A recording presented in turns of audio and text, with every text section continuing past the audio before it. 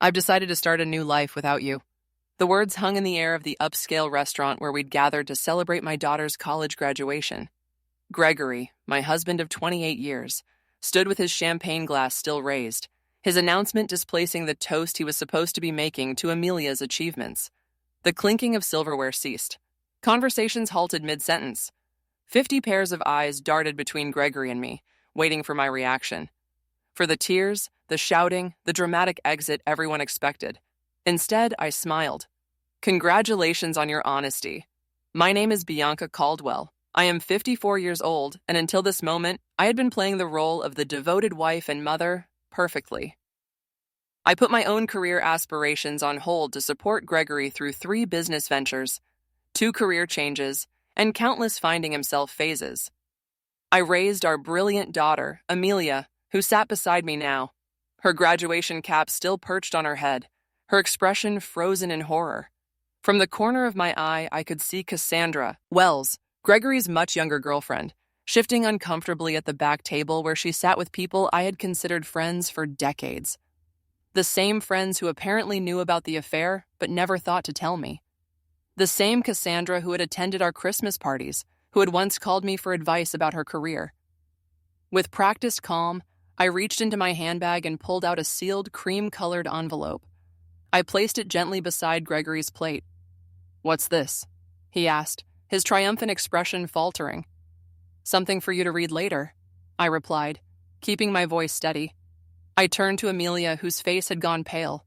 I kissed her cheek. "I am so proud of you, sweetheart. This day is still about your accomplishment." Then I stood, smoothed my dress, and addressed our stunned guests. "Please enjoy your meal. I wish you all a lovely afternoon." With that, I walked out of the restaurant, my head held high, feeling 50 pairs of eyes following me. The heavy door swung shut behind me, cutting off the beginning of anxious murmurs. Outside, the Augusta summer heat hit me like a wall, but I welcomed it. For the first time in years, I could breathe freely. Behind me, I heard the restaurant door open and slam shut, followed by Gregory's voice, no longer confident but high-pitched and frantic. "Bianca, what the hell is this? What have you done?" I kept walking, allowing myself a small smile. The envelope I'd handed him contained the beginning of my revenge, one I'd been meticulously planning for months. I had always been the practical one in our marriage. While Gregory dreamed big and took risks, I maintained the stability our family needed. I was the one who saved for Amelia's education when Gregory invested unwisely in his friend's restaurant venture. I was the one who worked extra hours as a finance manager at Truvanta Corp. When his midlife crisis led him to quit his stable position to follow his passion selling handcrafted furniture, a passion that lasted approximately 6 months before he grew bored. My own dreams opening a financial consultancy for women were perpetually on hold. After Amelia graduates, I told myself after Gregory finds stability. 3 months ago, I noticed discrepancies in our joint accounts. Small transfers to an account I didn't recognize. Having spent 20 years managing our family finances, these irregularities stood out like red flags. I could have confronted Gregory immediately, but something held me back. Perhaps it was intuition, or perhaps it was the growing distance between us over the past year. Instead, I began quietly investigating. What I discovered was worse than I imagined. Gregory had been systematically moving funds to a separate account for over a year. He had also been taking Cassandra to expensive restaurants, purchasing jewelry, and looking at beachfront property, all while telling me we needed to tighten our belts for retirement. Then came the text messages I discovered when Gregory left his phone unlocked. Messages about their new life together. Messages about how he was finally breaking free. Messages about their plans for the day after Amelia's graduation, the day he had chosen to make his grand exit from our marriage. What Gregory had forgotten, or perhaps never fully grasped, was that I had been a financial professional for 30 years. I understood money trails. I knew how to trace assets. And most importantly, I remembered the prenuptial agreement we had signed 28 years ago when I had more family money than he did. The agreement he had insisted upon, ironically, to protect his future earnings, contained a fidelity clause that would prove to be his undoing. While Gregory plotted his escape with Cassandra, I was building my case. I consulted with attorneys. I documented every hidden transfer. I gathered evidence of their affair. I prepared divorce papers. I timed everything perfectly. knowing Gregory would want to wait until after Amelia's graduation to avoid ruining her big day. What he didn't expect was that I would serve the divorce papers the morning of the graduation before his planned announcement. But with the papers still safely hidden in court records not yet accessible to him, what Gregory didn't know was that I was always 3 steps ahead. I didn't return to the restaurant. Instead, I drove to our home, a spacious colonial in Augusta's historic district that we had purchased 15 years ago. The house that Gregory had already promised to Cassandra, according to text messages that he didn't realize I had seen. I parked in the driveway and calmly entered what had been our shared space for over a decade. Everything looked the same.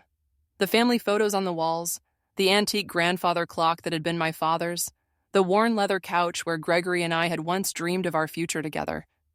Yet everything had changed. I went upstairs to the master bedroom and opened the closet. Gregory's clothing was already packed in suitcases, hidden in the back, ready for his planned departure tomorrow. I smiled at his predictability. He had always been meticulous about clothing, but careless about the important things. My phone buzzed incessantly with messages from friends at the restaurant, from Amelia, even from Gregory's sister Diana, who had flown in for the graduation. I responded only to my daughter. "I'm okay. This isn't your burden to carry. Enjoy your graduation day. We'll talk tonight. I love you." I had protected Amelia from the truth for months, not wanting to overshadow her final semester with family drama. She would be angry that I hadn't told her, but I knew she would understand eventually. Amelia had inherited my practicality along with her father's charisma, a powerful combination that had helped her graduate with honors. 3 hours later, I heard Gregory's car in the driveway. The front door slammed open. "Bianca!" he shouted, his voice echoing through the house. "Where are you?" I was sitting in the living room, calmly reviewing documents on my laptop. I closed it as he stormed in, his face flushed with anger, the envelope clutched in his hand. "What is the meaning of this?" he demanded, waving the papers. "You served me with divorce papers today of all days." "I thought it aligned nicely with your plans," I replied calmly. "You wanted to start your new life. I'm simply helping facilitate the transition. You had no right to." "I had every right." I interrupted, my voice steady. "Just as you had every right to choose Cassandra. We all make choices, Gregory. The prenup expired years ago," he said, his voice suddenly smug. "Any lawyer will tell you that." I allowed myself a small smile. Actually, it didn't. Section 12 specifically states that the fidelity clause remains in effect for the duration of the marriage. Your lawyer should have explained that to you. "Oh, wait, you didn't consult one, did you?" The color drained from his face as reality sank in. The prenup he had insisted upon to protect his potential wealth would now cost him everything. The house, the vacation property in Savannah, his portion of our retirement accounts. His grand gesture at the restaurant had just become the most expensive announcement of his life. "You can't do this to me," Gregory said, collapsing onto the couch. "We built this life together, and you chose to end it," I replied, though not in the way you planned. Gregory's phone buzzed persistently in his pocket. He glanced at it, then ignored it. Cassandra, no doubt wondering where he was and why he wasn't following their carefully orchestrated plan. "You've always been calculating, Bianca. But this is cold," he said, trying a different approach. "What about our history? 28 years together means nothing." I studied him. This man I had loved for nearly 3 decades. The man who had held my hand through 2 miscarriages before we had Amelia. The man who had once surprised me with a weekend trip to Charleston for our 10th anniversary. When had he changed? Or had he always been this person, and I had been too devoted to notice? Our history meant everything to me, I answered truthfully. "That's why your betrayal hurt so deeply." His expression softened momentarily, perhaps seeing an opening. "Then maybe we can fix this. I made a mistake. People make mistakes. This wasn't a mistake, Gregory. This was a calculated plan spanning more than a year. You systematically moved our money. You looked at property with her. You planned to announce our separation publicly to humiliate me." His face hardened again. "You're exaggerating." "Am I?" I picked up my phone, opened the recording app, and played his own voice. "After the graduation, I'll tell her it's over. A public setting is better. She won't make a scene in front of everyone." Then Cassandra's voice. "And she has no idea about the money." Gregory again. "None. Bianca trusts me completely. That's her weakness." The blood drained from his face. You recorded our conversations? That's illegal. Not in Georgia when one party consents, I responded. And not when it's in your own home. I didn't record your private moments with Cassandra. I'm not cruel, just the conversations about your plans to defraud me. Gregory stood suddenly, agitated. I need to make some calls. Of course, I said your attorney might be a good start. I'll be staying at Diana's tonight. Diana's, he sputtered. My sister's house. I nodded. She's quite upset with you, actually. She was the one who first spotted you and Cassandra together last Christmas. She didn't tell me immediately. She confronted you first. You promised her it was nothing, that you would end it. When she realized you hadn't, she came to me. This was another blow he hadn't anticipated. Diana and I had always been close, but Gregory never imagined his own sister would choose my side. Everyone's betraying me, he muttered. Ironic, isn't it? I gathered my purse and a small overnight bag I had packed earlier. You have until tomorrow evening to remove your things from the house. After that, the locks will be changed. As I headed toward the door, Gregory called after me, desperation in his voice. What about Amelia? Have you thought about how this affects her? I paused, anger finally breaking through my calm facade. Don't you dare use our daughter as a shield, Gregory. You certainly weren't thinking about her when you were planning your new beachfront life with Cassandra. His phone buzzed again. This time he looked at it and groaned. Problem? I asked. Cassandra's at the apartment already. She's moved her things in. I couldn't help but smile. The apartment you put in both your names? The lease you signed last month? Gregory nodded, looking confused. You might want to check with the leasing office. That application was flagged for credit issues and never completed. The agent called our home phone to verify information. I handled it myself. I walked out the door, leaving Gregory to face the first of many consequences.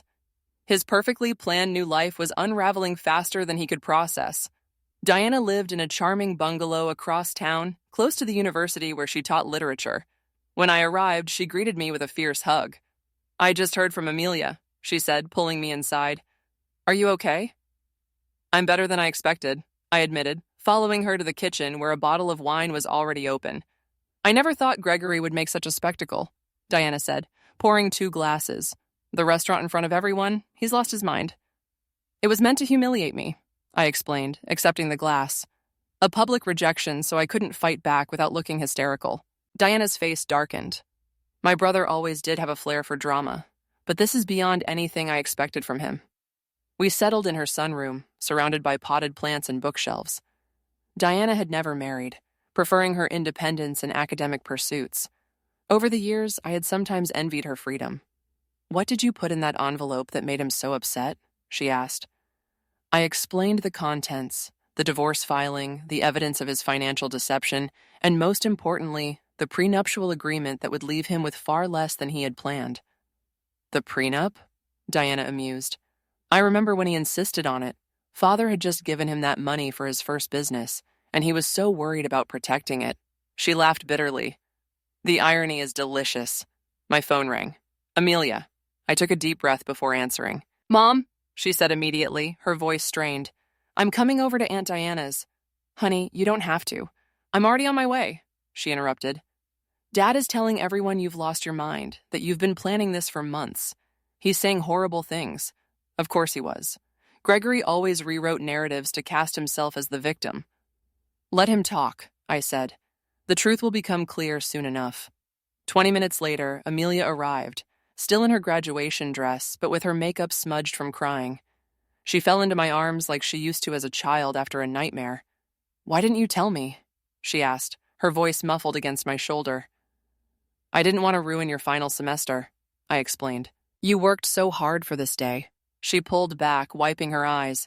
Well, Dad took care of ruining it.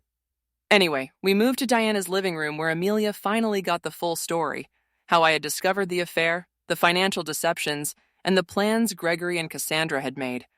I knew something was off with Dad. Amelia admitted. He's been different. Distracted, always on his phone, but I never imagined. None of us want to see these things in people we love, Diana said gently. My phone buzzed with a text message from Philip Anderson, my attorney. The emergency filing had been approved. The accounts I had identified were frozen, pending the divorce proceedings. Gregory now had limited access to funds, enough for living expenses, but not enough to follow through on the property purchases he had planned with Cassandra. I showed the message to Diana and Amelia. Good, Amelia said firmly. He deserves it. My daughter's loyalty warmed me, but I wasn't naive. He's still your father, I reminded her. Your relationship with him is separate from what's happening between us. Amelia shook her head. Maybe someday, but right now I can't even look at him. He hugged me this morning and told me how proud he was, all while planning to blow up our family hours later. The doorbell rang, interrupting our conversation. Diana went to answer it, returning moments later with a troubled expression. It's Gregory, she said, and he's not alone. I steeled myself as Diana led Gregory and Cassandra into the living room. Cassandra looked uncomfortable, shifting her weight from one foot to the other, her eyes darting around the room. She was 37. Not exactly a trophy wife, but still 17 years my junior with shoulder-length blonde hair and the kind of confidence that comes from never having faced real hardship. Gregory, by contrast, looked furious. His earlier desperation had hardened into anger. Bianca, you need to stop this insanity, he demanded. Unfreeze the accounts. We can discuss this like reasonable adults. Amelia stood up, placing herself slightly in front of me. Maybe you should have tried being reasonable before announcing to everyone that you were leaving. Mom. Gregory's eyes widened as if just noticing our daughter. Amelia, this doesn't involve you. Doesn't involve me? She echoed incredulously. You blew up our family on my graduation day, and it doesn't involve me. Cassandra touched Gregory's arm. Greg, maybe we should go. He shook her off. No, I'm not leaving until Bianca agrees to be rational about this. Diana folded her arms. My sister-in-law seems to be the only rational person in this scenario. You're the one who created this mess, Gregory. I remained seated, watching the drama unfold. For years, I had been the peacemaker, the one who smoothed over conflicts and kept everyone happy. That role was exhausting, and I had finally set it down. The accounts will remain frozen until the preliminary hearing, I said calmly. That's in 3 days. The judge will determine appropriate asset division at that time. 3 days? Gregory sputtered. What am I supposed to do for 3 days? You have your personal account, I reminded him. The one you've been funneling money into for the past year. That should be sufficient. Cassandra's head whipped toward Gregory. You have a separate account with how much in it? An interesting dynamic was emerging. Clearly, Gregory hadn't been entirely forthcoming with Cassandra either. Gregory ignored her question. This is vindictive, Bianca. This isn't like you. Perhaps you never really knew me, I replied. Just as I apparently never really knew you. Amelia turned to Cassandra. Did you know he was going to announce it like that at my graduation celebration? Cassandra had the decency to look ashamed. I thought he was going to talk to your mother privately. The announcement today was unexpected. Gregory shot her a betrayed look. Cracks were already forming in their united front. I think you both should leave, Diana said firmly. You've upset Amelia enough for one day, Amelia, Gregory pleaded. You understand that relationships change, don't you? Sometimes people grow apart. My daughter's face hardened in a way I had never seen before. What I understand is that you're a coward who couldn't even give Mom the dignity of a private conversation. What I understand is that you were stealing from our family while I was working 2 jobs to help pay for my textbooks because you said money was tight. Gregory palled. That's not how it was. It's exactly how it was. Amelia cut him off. Please leave, Dad. I can't look at you right now. The silence that followed was deafening. Finally, Gregory turned to go, Cassandra trailing behind him. At the door, he paused and looked back at me. This isn't over, Bianca. I'll fight you on this. I met his gaze steadily. You're welcome to try. After they left, Amelia collapsed next to me on the sofa, tears streaming down her face. I've never talked to Dad like that. I wrapped my arm around her shoulders. Sometimes standing up for what's right is painful. Diana brought us fresh glasses of wine. To new beginnings, she said, raising her glass. Indeed, I thought. This ending was just the beginning of something new. The preliminary hearing took place in a small courtroom on a rainy Tuesday morning. I arrived with my attorney, Philip, while Gregory came with a lawyer he had hastily retained, a young associate from a firm that specialized in corporate law, not family matters. Gregory's poor choice of representation was yet another consequence of his rushed planning. The judge, an older woman with sharp eyes and no patience for dramatics, reviewed the prenuptial agreement carefully. This document appears to be in order, she said, looking over her reading glasses at Gregory's attorney. Do you contest its validity? The young lawyer cleared his throat. Your Honor, we believe the agreement has expired due to the length of time that has passed. Section 18 clearly states that the duration is for the term of the marriage, plus any legal proceedings resulting from its dissolution. The judge read aloud, There is no expiration date indicated. Gregory leaned forward to whisper urgently to his lawyer, who looked increasingly uncomfortable.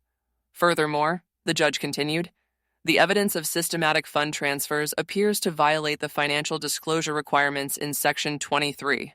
She shuffled through the papers, then looked up. I am ruling to maintain the freeze on joint accounts, pending full financial discovery. Mr. Caldwell's personal account will remain accessible to him. The family home will remain in Mrs. Caldwell's possession during proceedings, as stipulated in the prenuptial agreement's infidelity clause. Gregory's face flushed dark red. This is outrageous, he muttered loud enough for me to hear. The judge fixed him with a stern look. Mr. Caldwell, I suggest you review the agreement you signed more carefully. This court will reconvene in 30 days for the full hearing after discovery is complete. As we left the courtroom, Gregory caught up to me in the hallway. Bianca, please. We need to talk about this reasonably. 28 years together has to count for something. It counted for everything, I replied, until you decided it didn't. I walked away, leaving him standing alone in the courthouse corridor, the weight of his choices finally beginning to sink in. Word spread quickly through our social circle. Friends called daily, some offering support, others seeking gossip. I maintained a dignified silence about the details, simply saying, Gregory and I are separating. These things happen. Meanwhile, Gregory's carefully constructed facade was crumbling. The image he had cultivated, successful businessman, devoted family man, was tarnished beyond repair. The financial freeze meant he couldn't follow through on promises made to Cassandra. The beachfront property they had been planning to purchase fell through. The luxury car he had put a deposit on had to be canceled. 2 weeks after the hearing, Diana called me, her voice tinged with amusement. Have you heard the latest? Cassandra moved out. Already? I wasn't entirely surprised, but the speed was impressive. Apparently, she discovered that Gregory's business isn't doing as well as he claimed. The substantial savings he talked about don't exist. She told her friend Jennifer that she didn't sign up to date a man with financial problems. I couldn't help but laugh. He always was good at creating illusions. Meanwhile, I was rebuilding. The financial security I had always maintained, separate from our joint accounts, gave me freedom Gregory hadn't anticipated. I rented a small office space downtown and began setting up the consultancy I had dreamed about for years. My first clients were 2 women going through divorces of their own. Word of mouth brought more. I specialized in helping women understand their finances during major life transitions, divorces, widowhood, career changes. The work was immediately fulfilling in a way my corporate job never had been. Amelia, who had accepted a job with a marketing firm in Charleston, called me regularly. I'm so proud of you, Mom, she told me after I described my growing client list. You're helping people during their worst moments. I'm just doing what I wish someone had done for me earlier, I replied, preparing women for whatever might come. Being needed for my expertise rather than my caregiving was a novel and empowering experience. Word count 300. The final divorce hearing fell on what would have been our 29th anniversary, a fitting end to a chapter of my life that had lasted nearly 3 decades. Gregory arrived looking haggarded.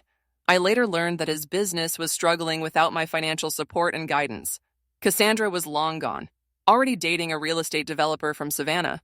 Most of our mutual friends had distanced themselves from him after learning the full story of his deception. The judge upheld the prenuptial agreement in its entirety. Gregory left with his personal possessions, his struggling business, and the money in his private account, which after paying his attorney, was barely enough to secure a small apartment. I retained our home, my retirement accounts, and 70% of our joint investments, exactly as the prenuptial agreement stipulated in cases of infidelity. The justice was poetic. The very document Gregory had insisted upon to protect himself had become his downfall. As we left the courtroom, Gregory approached me one last time. I made a terrible mistake, he said quietly. Is there any chance we could? No, I interrupted. Gentle but firm. That door is closed. I understand, he replied. And for once, I believed he did. I hope you find happiness, Bianca. You deserve it. It was perhaps the first honest thing he had said to me in years. 6 months later, my consultancy, Caldwell Financial Transitions, was thriving. I had moved from the small office to a larger space and hired 2 associates. I specialized in helping women secure their financial futures, particularly through major life changes. Amelia visited often, proud of what I had built. "You know what's ironic?" she said during one visit. "If Dad had just been honest from the beginning, he might have kept half of everything." "Sometimes people can't see beyond what they want in the moment," I replied. The woman who had once defined herself as Gregory's wife and Amelia's mother had discovered a new identity: mentor, business owner, and advocate. The envelope I had handed Gregory at the restaurant hadn't just been my escape plan. It had been the key to a door I never knew existed. Behind it, I found not just revenge, but reinvention. In securing my financial future, I had also reclaimed something far more valuable: myself.